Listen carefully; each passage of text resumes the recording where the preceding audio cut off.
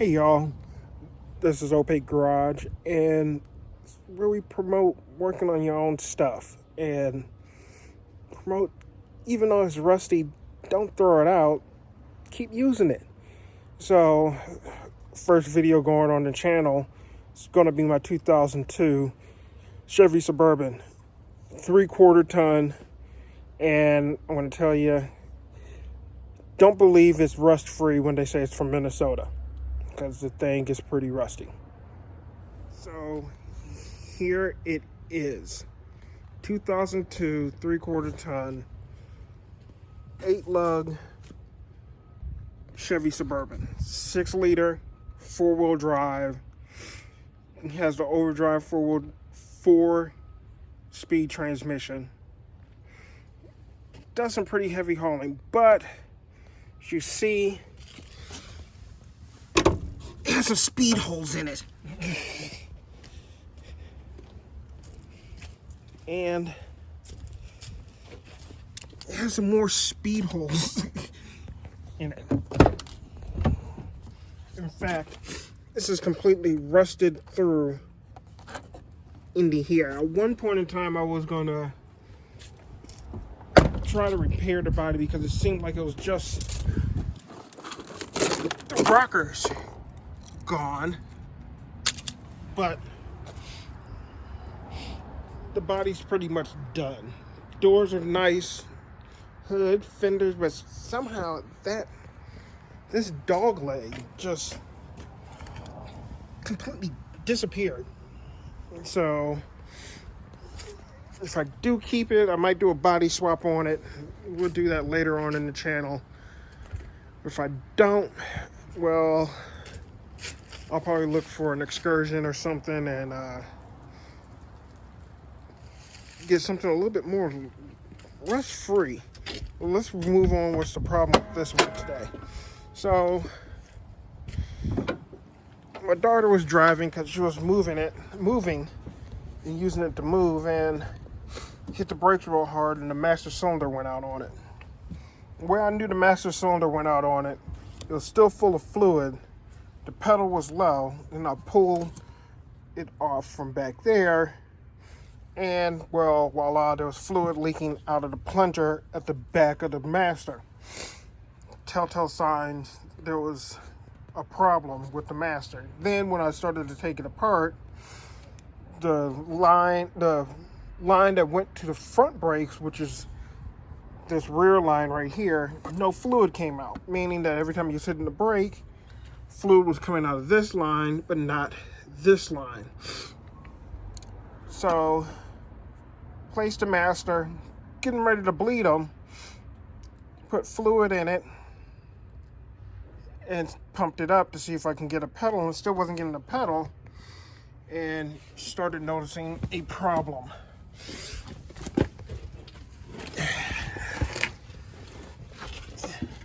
Right there. Those 4 brake lines, 2 go to the ABS module, 2 go from the ABS module to the front brakes. One goes to the left, one goes to the right. Well, it broke the brake line. Probably right where they put all this harness and everything all together really wisely, where you can just have more dirt and stuff collect up in there, and then put the ABS module right here. An awesome place. This is an awesome place to put it because it's so easy and accessible underneath the torsion bar, the transfer case, the floor of the vehicle, and the frame rail. So we have a lot of work to do, and I have a kit coming because thank God for Dorman, but unfortunately the kit's not going to be here for a few days. But Dorman makes all these lines pre-bent, so all we have to do is put the lines back in the nearest clips and let's call it a day. So I don't have to sit underneath this and bend lines all day long. And also, we're in Northeast Ohio. It's the last day of October. It's semi-nice right now, but it can snow at any moment in time as I sit here. So what I'm going to do is start taking these lines out and getting them prepared to redo. And you come along for the ride. This is going to be fun. So I was on a few Suburban forums, and they was giving me some hints about and tips about trying to get these lines out without really having a big pain to get them out. And one person said, well, I took the driver's side body mount out underneath the frame and jacked it up a little. Well, that's not going to happen because that's the body mount. And look how rusted that is. So that's not going to happen. Someone else said take the inner fender well out and sneak them down behind the frame like that. Because you can see they go right behind this big thick wiring harness. Once again, you can't see because this is a big thick wiring harness. The way we ran along these lines. But these are the lines right here. Two of these lines, these two come down from the master. These two back here run to left and right to brake hoses like this to the caliper getting you to brake. So I think we're going to go that route.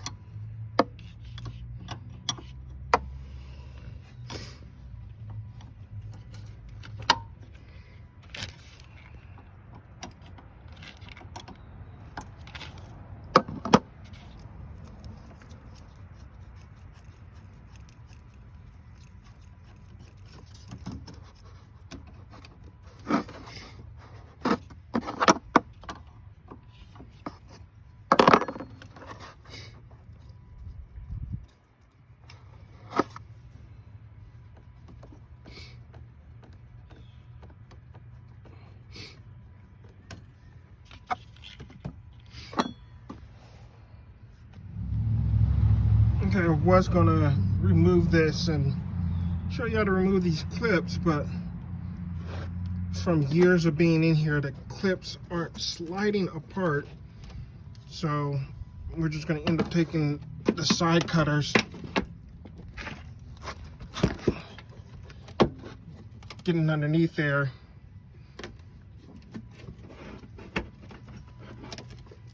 and destroying the clips. And we'll just get new ones tomorrow. Yeah, who would have guessed that these clips would be stuck in here? Only this truck or rust plastic clips into the body. And yeah, I destroyed half the clips, but this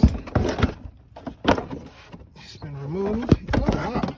So this inner fender has finally been removed, and shows you like how cars rust out because all this just packed full of mud and dirt. As you can see better how they ran these lines down along here and where they go. This was about to blow right here, and you could see, like, why run the harness? Look how this harness is. Jam. Let's think about this. Why run this harness underneath this line? Look how it's just pinched the wires and it's rubbing it together. Where does this go?